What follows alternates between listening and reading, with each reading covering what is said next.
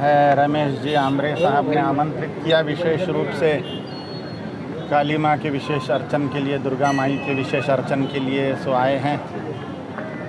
मराठी मुझे बोलना आता है लेकिन वो शुद्ध मराठी नहीं है हमारी ही, इसलिए हिंदी में बोल रहे हैं। हमें अगर धन चाहिए तो महालक्ष्मी का आराधन करना पड़ेगा, ज्ञान चाहिए तो महासरस्वती का, और बलिष्ठता, सुंदरता, पराक्रम चाहिए तो महाकाली का आराधन करना पड़ेगा। तो ये नवरात्रि उसी का पर्व है। हिंदुओं के प्रधान त्योहारों में सबसे प्रधान नवरात्रि उत्सव है, क्योंकि हिंदू संस्कृति स्त्री प्रधान संस्कृति है। और यत्र नार्यस्तु पूज्यन्ते रमन्ते तत्र देवता, यह शास्त्र वाक्य है। जहाँ पर महिलाओं का पूजन होता है, सम्मान होता है, वहाँ पर देवता निवास करते हैं। और यह देवी उत्सव महिलाओं के पूजन का, देवी स्वरूपिणी, जगज्जननी, स्त्री स्वरूपिणी आदि शक्ति के पूजन का समारंभ है। इसमें कन्याओं का पूजन होता है। तो हिंदू संस्कृति में जितना सम्मान महिलाओं का है अन्य कहीं भी देखने को नहीं मिलेगा। इसका प्रतीक है नवरात्रि पूजन। और अगर हमें देश को सोने की चिड़िया बनाना है तो हमें महालक्ष्मी स्वरूपिणी जगदम्बा का आराधन करना होगा। देश को जगतगुरु बनाना है तो महासरस्वती स्वरूपिणी जगदम्बा का आराधन करना होगा। हमें देश को महापराक्रमी चक्रवर्ती सम्राट बनाना है, पूरे विश्व पर हिंदू संस्कृति का, भारत माता का शासन स्थापित करना है तो हमें महाकाली का आराधन करना होगा। और हिंदुओं पे तो विशेष रूप से जगदम्बा के ही उपकार है। अगर छत्रपति शिवाजी महाराज को भवानी ने तलवार नहीं दी होती तो हम अभी हिंदू ही नहीं रहते। इसलिए हम पर उपकार भवानी के हैं, इसलिए हमें भवानी का निरंतर आराधन करना चाहिए। कुल देवता हो या ना हो, कुल देवी ज़रूर होती हैं। और जिसको कुल देवी नहीं पता वो दुखी ही रहता है। इसलिए दुख जिसको नहीं चाहिए, जिसको कष्ट नहीं चाहिए, दुख नहीं चाहिए, उस व्यक्ति ने कुल देवी का ज़रूर आराधन करना चाहिए। अब जिसको कुल देवी नहीं पता उसने क्या करना चाहिए? देवाधिदेव कौन है? किसके पैर के नीचे सोते हैं? काली माँ के। देवाधिदेव महादेव हैं जो काली माँ के पैर के नीचे सोते हैं। इसलिए देवों के देव महादेव ने बता दिया है कि सुप्रीम पावर काली माँ है। इसलिए काली माँ के आराधना से कुल देवी प्रसन्न हो जाती है, मालूम हो या ना हो। सभी देवियाँ काली माँ में समाविष्ट है।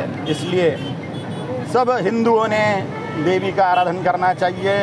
ओम काली ओम काली ओम काली जपना चाहिए, जिससे कुल देवी प्रसन्न हो, स्थान देवी प्रसन्न हो, ग्राम देवी प्रसन्न हो, इष्ट देवी प्रसन्न हो। इसलिए हिंदुओं का आद्य कर्तव्य है, जिस भवानी ने छत्रपति शिवाजी महाराज को तलवार देके हिंदुओं का संरक्षण किया, उसी जगदम्बा का हम निरंतर आराधन करें। उसके लिए रमेश जी ने बहुत भारी प्रयत्न किया है ठाणे में। इसलिए रमेश जी को आशीर्वाद है, सर्वत्र विजय सिद्धिरस्तु, सर्वत्र विजय हो आपकी, खूब सुकीर्ति बढ़े। जो व्यक्ति नवरात्रि का आराधन करेंगे उनका जीवन निस्संशय सुखों से भर जाएगा, इसमें कोई संशय नहीं। तो सर, सनातन धर्म पे बहुत ज़्यादा टिप्पणी हो रही है। यहाँ के जो MLA है जितेंद्र आव्हाड, इन्होंने कहा है सनातन धर्म ये धर्म नहीं हो सकता, ये महाराष्ट्र द्रोही है, ये महाराष्ट्र द्रोही है सनातन धर्म। धर्म माने क्या? धर्म माने ईश्वर को पाने का साइंस। अध्यात्म विज्ञानम जीवनात् धारयते इति धर्मः। अध्यात्म का साइंस जीवन में धारण करना ही धर्म है। और यह धर्म सिखाने वाला सिर्फ सनातन हिंदू धर्म ही है, सनातन हिंदू संस्कृति ही है। जैन, बौद्ध, सिख, शैव, वैष्णव, शाक्त, यह 6 प्रमुख साधना पंथ मिलाकर सनातन हिंदू धर्म है। इसमें इस्लाम और क्रिश्चियनिटी नहीं, क्योंकि इस्लाम और क्रिश्चियनिटी धर्म ही नहीं है। धर्म मात्र सनातन हिंदू धर्म है, अन्य कोई धर्म नहीं। धर्म के 3 लक्षण हैं: पुनर्जन्म विज्ञान, कर्मफल व्यवस्था और टारगेट ईश्वर होना। इस्लाम और क्रिश्चियनिटी में पुनर्जन्म नहीं है, कर्मफल सिद्धांत नहीं है, इसलिए वो धर्म है ही नहीं। इसलिए हिंदुओं ने धर्म संरक्षण के लिए प्रयत्न करना चाहिए। सनातन हिंदू धर्म के संरक्षण के लिए छत्रपति संभाजी महाराज ने स्वयं के टुकड़े टुकड़े कर लिए।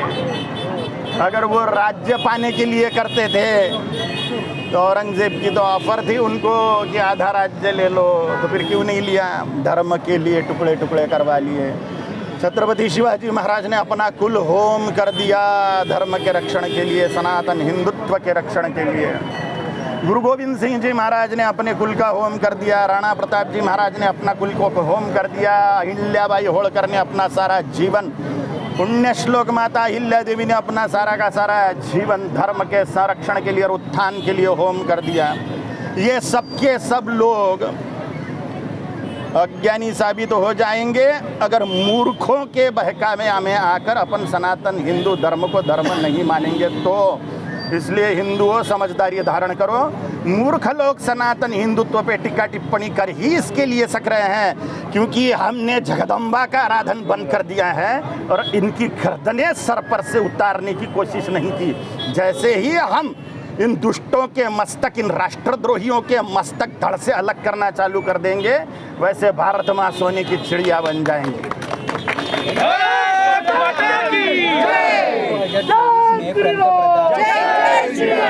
आगे हो रहा है तो योगी का भी नाम आ रहा है, क्या लगता है? क्या बोले आप? पंतप्रधान नरेंद्र मोदी 2024 में लोग पंतप्रधान होने जा रहे हैं, लेकिन आगे देखेंगे तो पंतप्रधान के रेस में योगी जी का भी नाम आ रहा है, कैसे? बहुत बढ़िया है, बहुत आनंद की बात है।